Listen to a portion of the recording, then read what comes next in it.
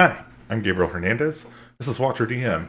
Today we're going to cover the adventure guide for Puppets of Beagle Mouse, an adventure for Troika, which means that it doesn't have a level and it can kind of be played with any number of characters, although obviously more characters is less deadly than less characters. In Troika, there's kind of a way to balance that doesn't really, yeah. If you know Troika, you know what I'm talking about. If you don't, you should try it out. It's a great system. Before we get going, I'd like to remind you to like the video if you like these videos, and subscribe if you'd like to get more of these videos, and hit the bell icon to be notified of future videos. Also, if you'd like to support us, you can purchase this and any of our other products at DriveThruRPG, itch.io, or at watcherdm.com. Links should be down in the description. Or you can join our Patreon at patreon.com/watcherdm. So, let's dive into this. The Puppets of Beagle Mouse is in a microsphere of Zimbus Zane.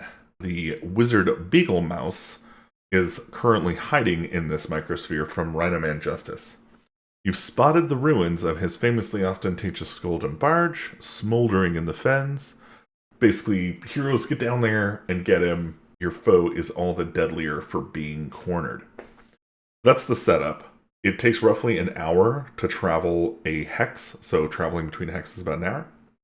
During the night, between 7 p.m. and 7 a.m., travel time and random encounters are doubled, so it'll take 2 hours to travel between hexes, and you should roll twice for random encounters. And then players who sleep outside should test their luck or contract fen fever, which is described in City Hex 2.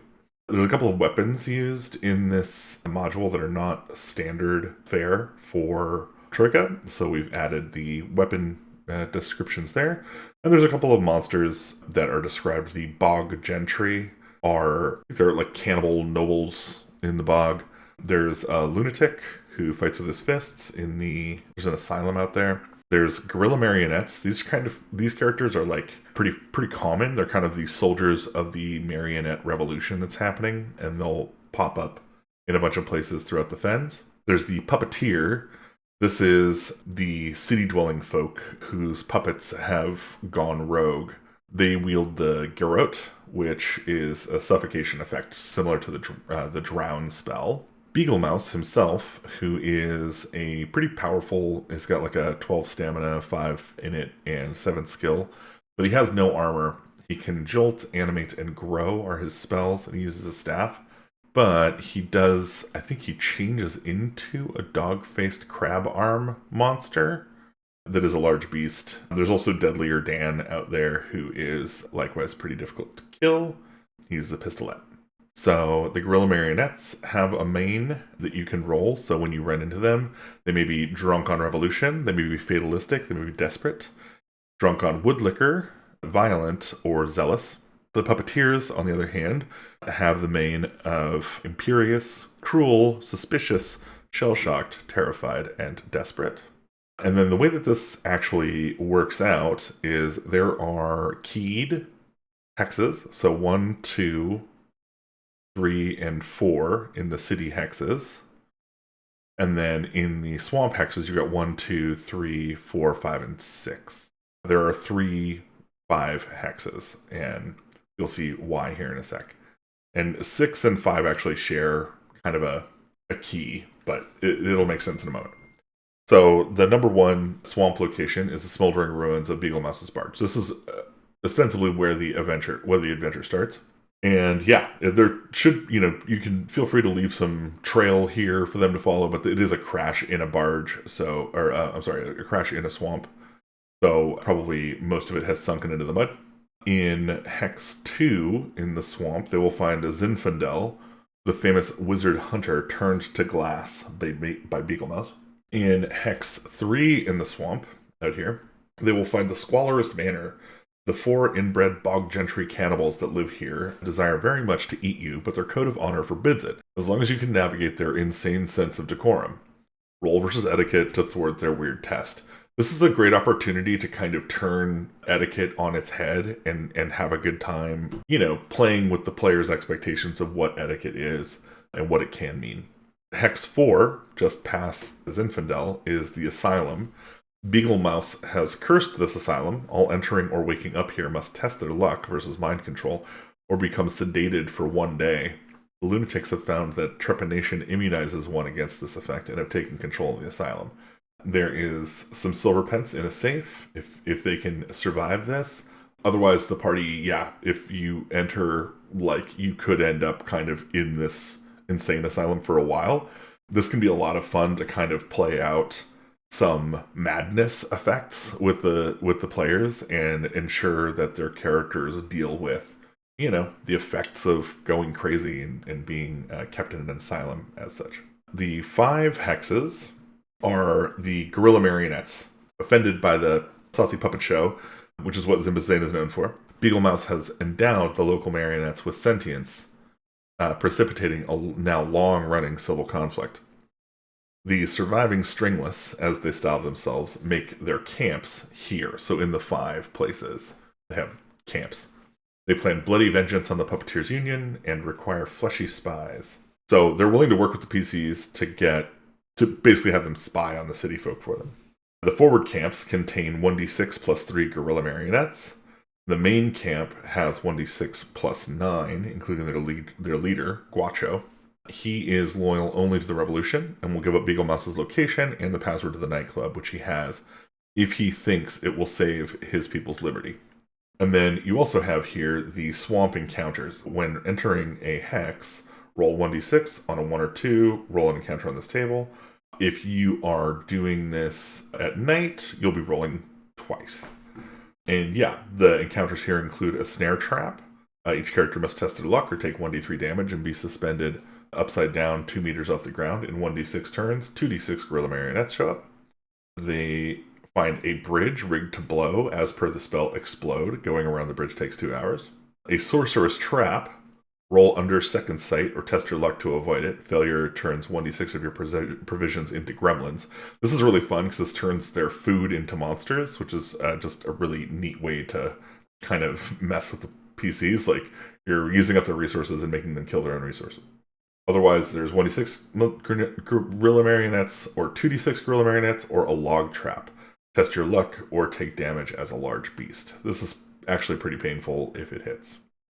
In the urban encounter stack, the party can go to 1, which is the Puppeteers Guild.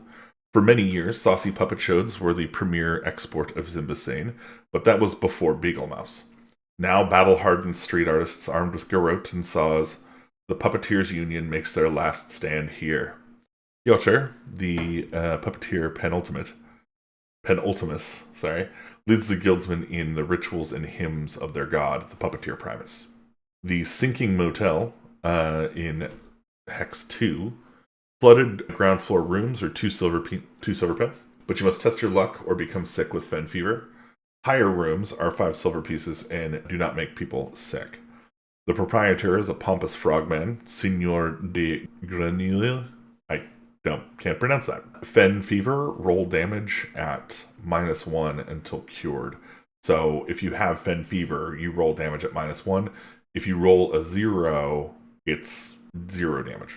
So at this point, the PCs may be testing their luck just to add damage to basically get any damage at all on attacks. The nightclub in Hex 3 is the exclusive urban watering hole, has a thick steel door, and doesn't admit those who don't know the password, which, again, the password must be got from Guacho. It seems to be on the up and up, but the whole thing is a front for a disguised Beagle Mouse. Beagle Mouse runs the nightclub, and the combat with him is described here, and fighting him results in getting a life-sized marionette version of Piotr. So you end up with kind of a thinking engine puppet person that Beagle Mouse was going to use to supplant Peter.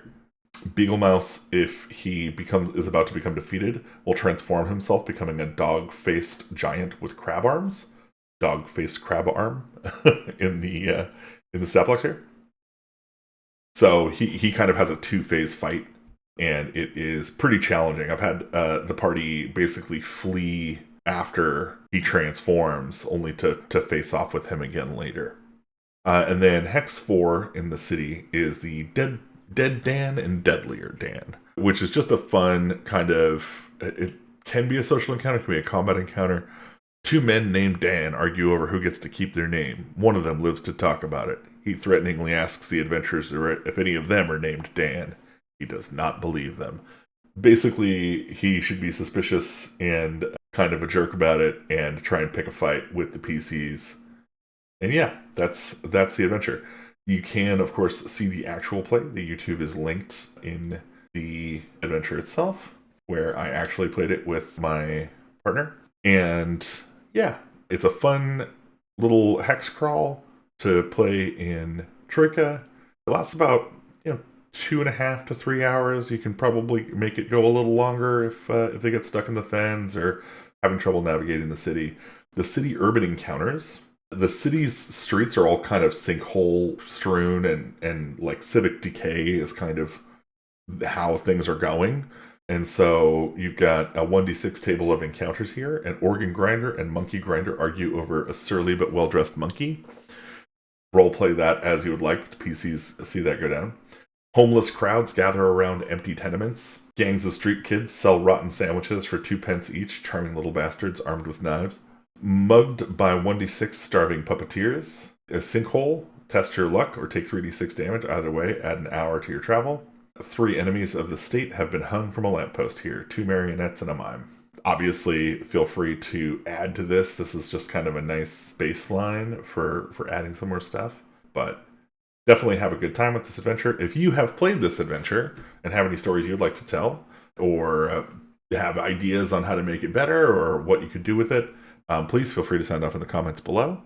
And yeah, I hope you enjoy it. Please pick up Puppets of Beaglemouse by Austin Holm.